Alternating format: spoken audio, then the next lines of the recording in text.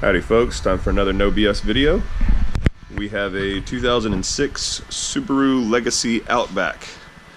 It is throwing the P2138 code, which is for the throttle position sensor, or so it says when you Google it. We called the dealership and they wanted $600 or $700 to replace the throttle body. And then I said, the heck with that, you know, let's do a little digging on this thing. And we found out it's actually the throttle pedal assembly that usually throws this code, this little guy right here. So we went ahead and ordered a new one from Subaru. I like going OEM when I have the choice. This is my little sister's car, so it wasn't a hard argument. First thing you're gonna want to do, unplug the battery, of course. Got your negative off.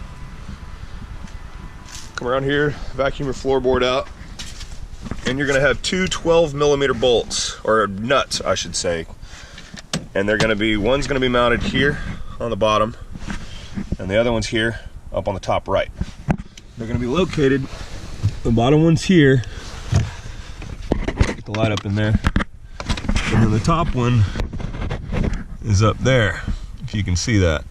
Okay, so you just loosen those two guys up, 12mm. I used a little swivel on mine to get the top one, the bottom one didn't need it.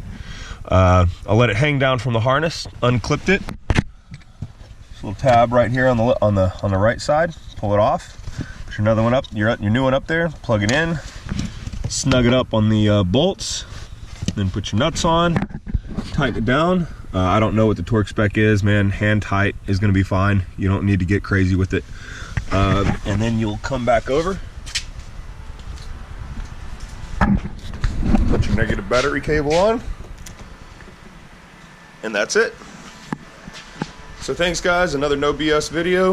Please subscribe if you enjoy these. That just lets me know that you want to see more. And I'll get back to you next time. Have a good one.